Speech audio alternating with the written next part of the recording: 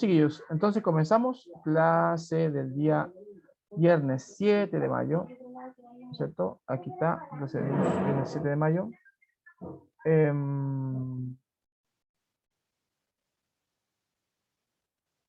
Clase número 8, ¿cierto? Lectura y escritura especializada, cuarto medio B 2021.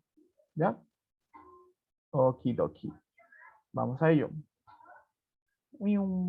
Ahí, llegando del avión, ¿cierto? Aquí, organizando lo que leo, dice, vamos a hablar hoy día de la actividad que tiene que ver con esta nueva técnica de estudio que les voy a presentar, que ustedes me imagino ya saben, ya conocen, pero que es bueno que la interioricen mejor, que la vayan asumiendo, ¿cierto? Y como dice uno de los videos, propone que nosotros seamos gestores también de la organización de lo que nosotros estudiamos, leemos, ¿cierto? También, porque generemos nuestro propio estilo, nuestro propio sistema, ¿cierto? Así como se inventaron estos sistemas, ustedes también pueden inventar el propio de ustedes mismos, con su propio sello, digo, eso es lo que quería decir. Bueno, el propósito de esta clase es que podamos comprender las características, perdón, de los organizadores gráficos. Mediante, perdón, el trabajo de indagación que vamos a hacer sobre los distintos tipos de organizadores gráficos que pueden haber, no todos, porque son muchos, pero sí los más usados, con el fin de aplicarlos para sintetizar textos escritos. Entonces, lo que quiero yo proponerles es que hagamos primero reconocimiento de este tipo de organizadores. En primera instancia, indaguemos sobre sus características, ¿cierto?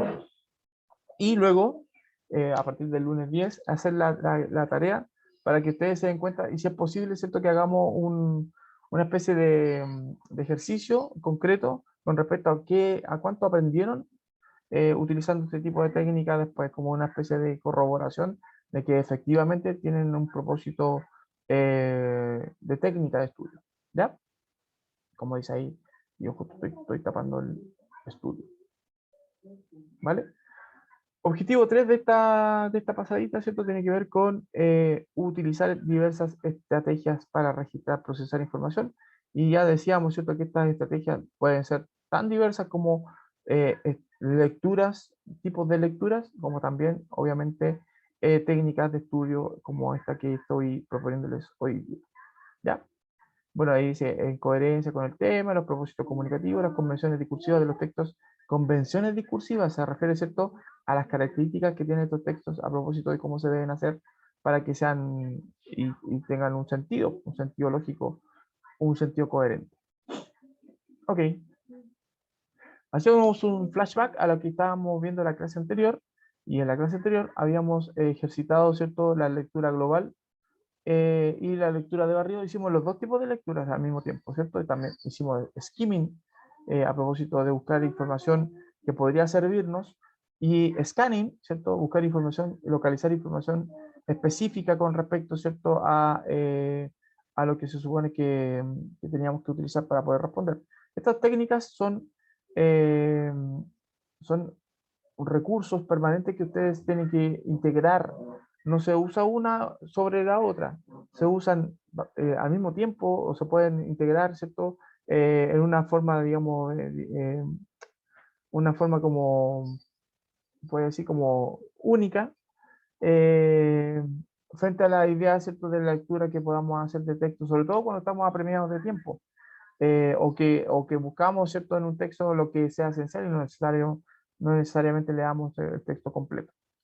Aquí habíamos hecho lectura de este texto, ¿cierto?, de esta tarea de biología que había propuesto como ejercicio a propósito de un autor, y hablaba este autor sobre un problema etnográfico a propósito, ¿cierto?, de lo que significa ese concepto, y qué sé yo. Entonces buscábamos en una lectura global conceptos, ideas, hicimos lectura de barrido buscando, ¿cierto?, específicamente datos que nos pudieran permitir entender el texto de mejor manera, y ahí el texto como que facilita ese trabajo. Ya habíamos dicho, ¿cierto?, que algunos textos, específicamente los que son científicos o de bajada científica o de divulgación científica, tienen esta idea, ¿cierto?, de presentar la información de tan fácil acceso al lector, que incluso destaca, ya viene con la idea, ¿cierto?, de destacar algunas palabras, algunos conceptos, de presentarnos el texto ordenadamente para que nosotros podamos distinguir en los párrafos, por ejemplo, o en la composición del mismo texto, aquello que nos sirve para poder entender e integrar todos sus conocimientos. Aplicamos skimming, ¿cierto? Una lectura de barrido, buscando aquello que nos pudiera servir, y scanning, específicamente palabras a propósito del concepto que ya se nos presentaban aquí como palabras clave en el texto y su significado, su uso, ¿cierto? Específicamente. Escaneo. ¿Ya? Eso es lo que hicimos en la clase pasada, no sé si se lo recuerdan, es como... sí. Ok, pero específicamente o sea, más que específicamente, lo que quiero proponer aquí también que, como les decía recién, estas técnicas son integradas, o sea, son formas diferentes de llegar a un texto, pero nosotros no las usamos indistintamente. Hacemos lectura global y lectura de barrido, hacemos skimming y scanning al mismo tiempo. Vamos jugando, ¿cierto?, a la idea de que el texto se nos presenta decodificable, y la decodificación la hacemos utilizando todos los recursos que tenemos a nuestra disposición para, eh, para poder entenderlo, ¿cierto? Para poder decodificarlo finalmente. Entonces, lo importante aquí, más allá de que se sepan al dedillo este tipo de técnicas, es que estén conscientes de que existen estas técnicas y que de alguna manera las aplicamos a la vida cotidiana. Ya habíamos dicho, ¿cierto? A propósito, no sé si a ustedes les pasa de repente que ven como rostros en lugares, por ejemplo, en un follaje o en la tabla, ¿cierto? Del techo, y de repente ven como caras de perro o caras de personas, qué sé yo. Bueno, eso que se llama pareidolia es más o menos lo que hace, hace nuestra naturaleza humana, animal todavía, ¿cierto? En relación a buscar información en el medio que le pueda servir o reconocer esa información, ¿cierto? Que le pueda servir para poder sobrevivir. Imagínense que eso lo usaban los cavernícolas para poder cachar si habían algunos animales que estaban al acecho y se los querían comer. Pues. Entonces, si estaban escondidos los animales, sobre todo los que se mimetizan bien con el ambiente, ellos pueden distinguir, ¿cierto? Que está ese animal ahí que lo está acechando y poder ponerse a resguardo, por ejemplo, una técnica de sobrevivencia.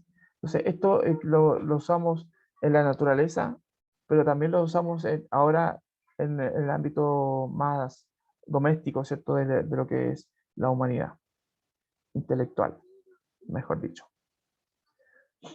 Ok, vamos al primer vídeo. Aquí yo voy a parar voy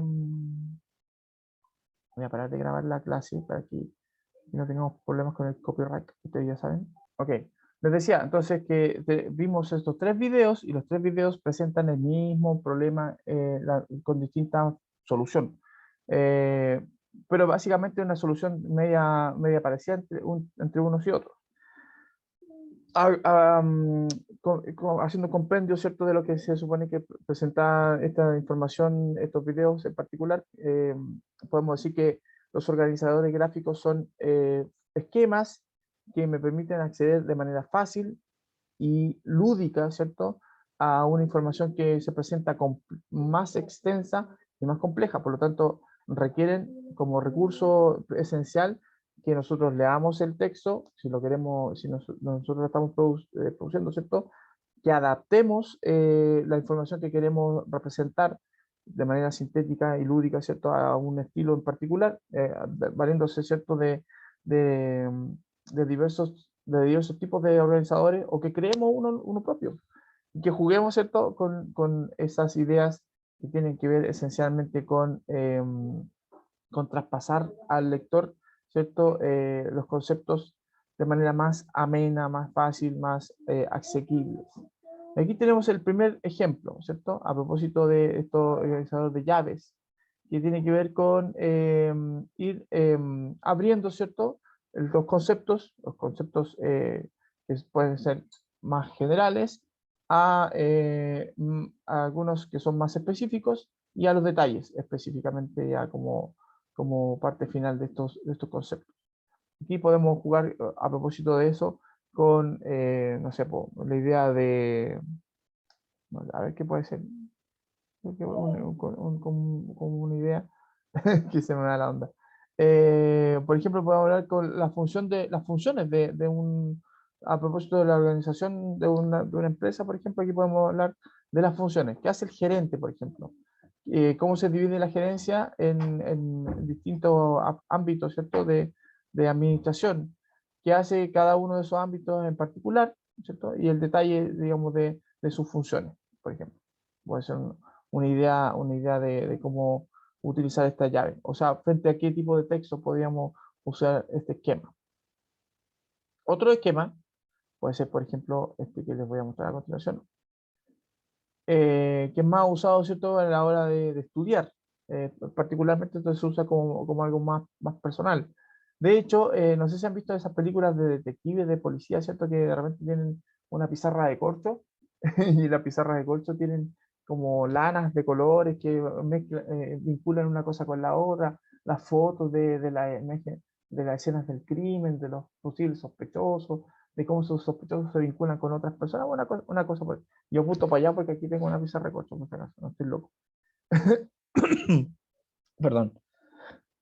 Entonces, los mapas mentales juegan a eso, juegan a disponer gráficamente, ¿cierto?, de lo que nosotros tenemos, de lo que nosotros sabemos, ¿cierto?, más que de lo que tenemos en nuestra mente, de lo que sabemos. Por eso se llaman mapas mentales. O sea, indudablemente, perdón.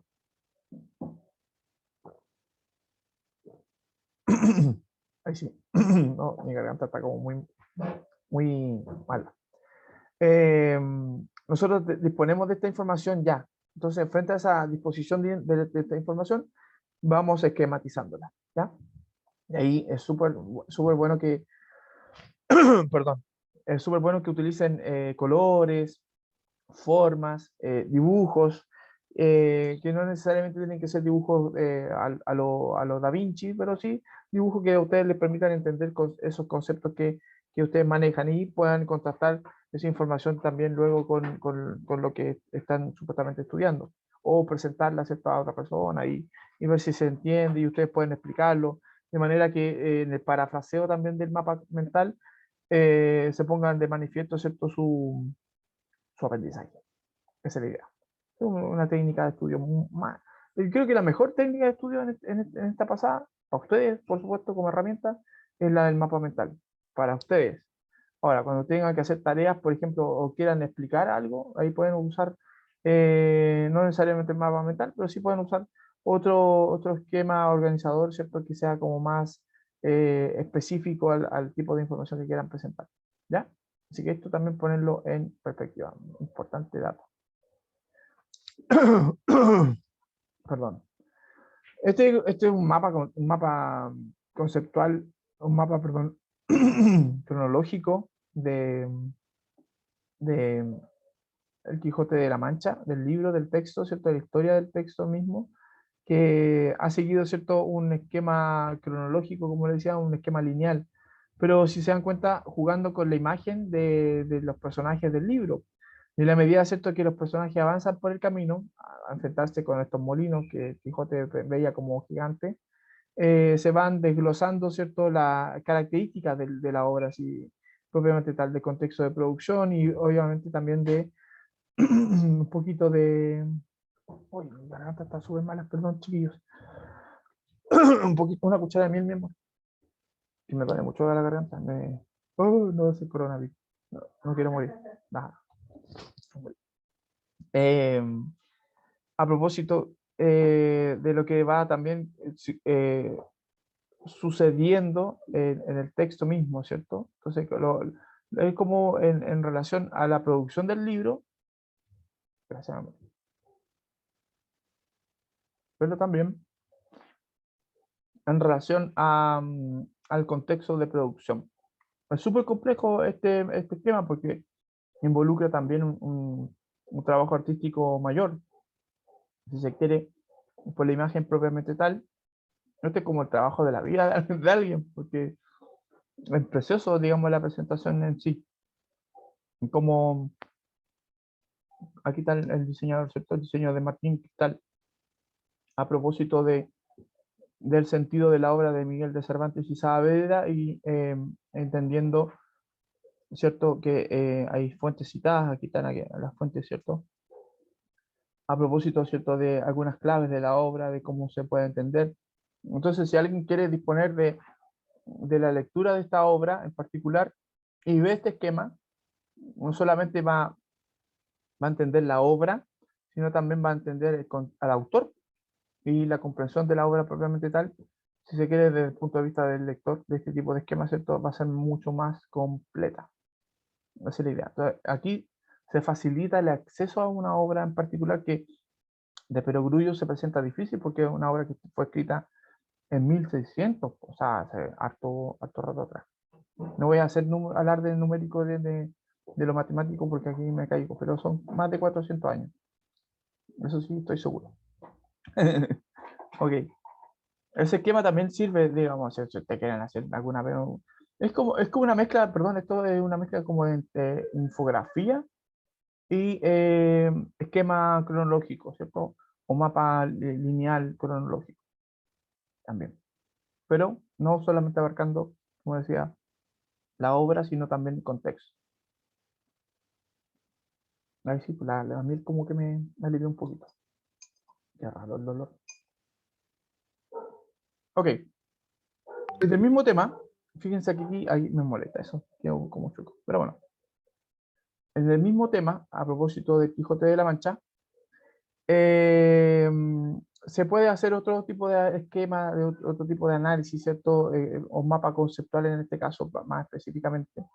Y podemos hablar, por ejemplo, de hecho estamos hablando del Quijote, pero podemos hablar, ¿cierto?, de su contexto histórico, abarcando, ¿cierto?, algunos elementos que son fundamentales para poder entender la obra, y aquí se van haciendo conexiones entre una cosa y la otra. Por ejemplo, Quijote, su contexto histórico, se desarrolla ahí tenemos conector, ¿cierto?, en el siglo XVI, humanismo impulsado por Erasmo de Rotterdam, y a propósito de contexto histórico, la formación de los estados modernos, aquí se menciona eso, por ejemplo. A propósito de contexto histórico, también gobernados por monarquías autoritarias, específicamente iniciada por los reyes católicos y continuada por Felipe II y Carlos V. Es más o menos el contexto en el que se desarrolla la vida de Miguel de Cervantes y Saavedra. ¿Ya?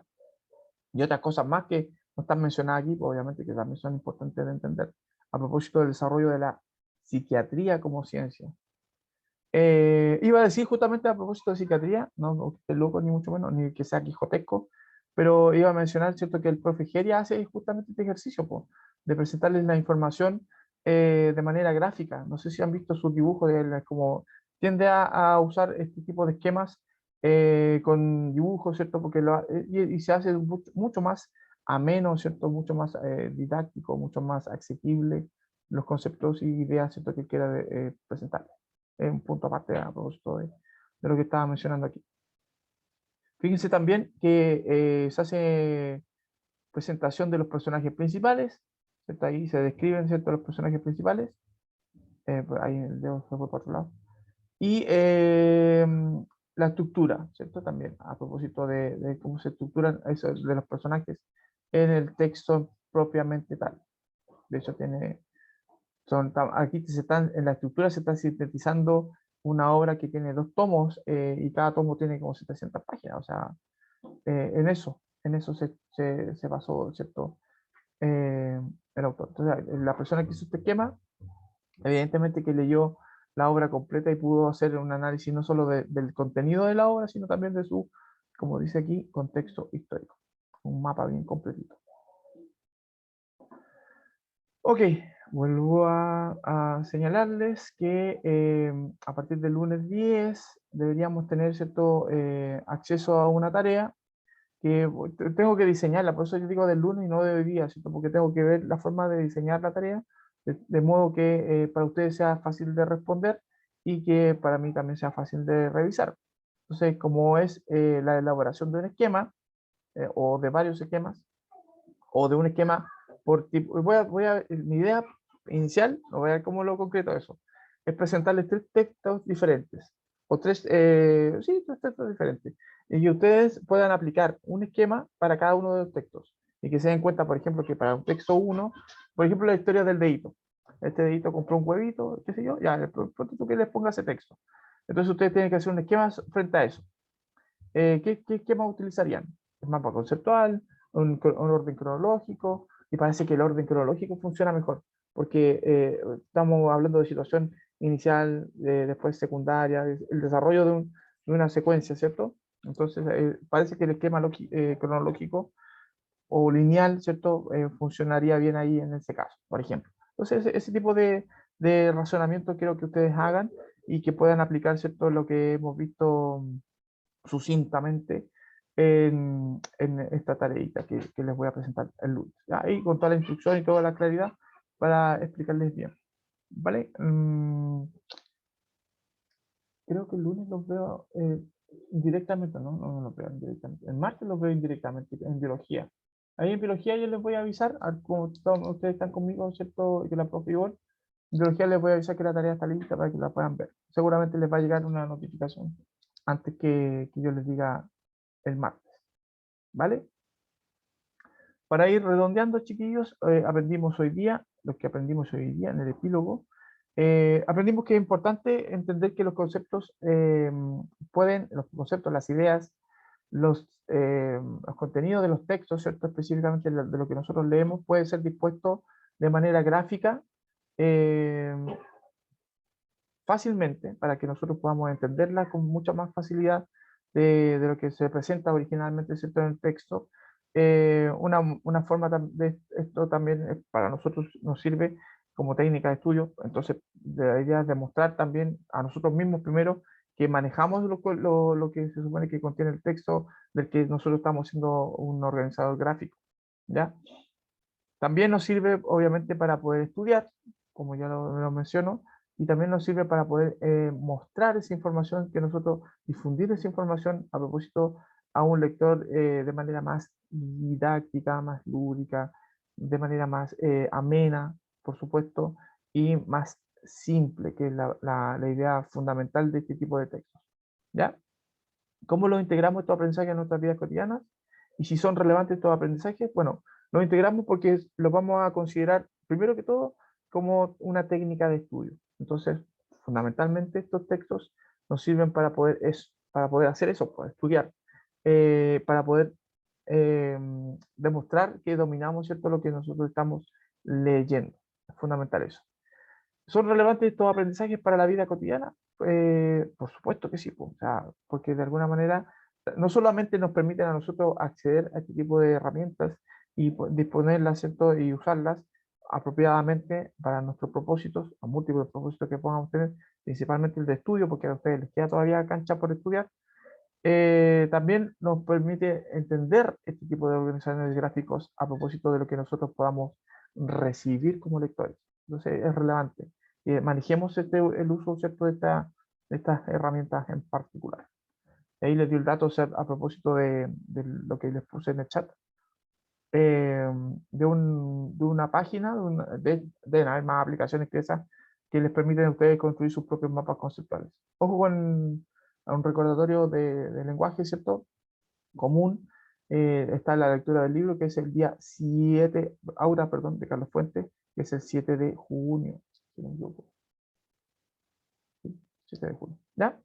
Eso pues, chiquilines, no les quito más tiempo, sean felices, coman perdices, tengan un bonito fin de semana, disfruten.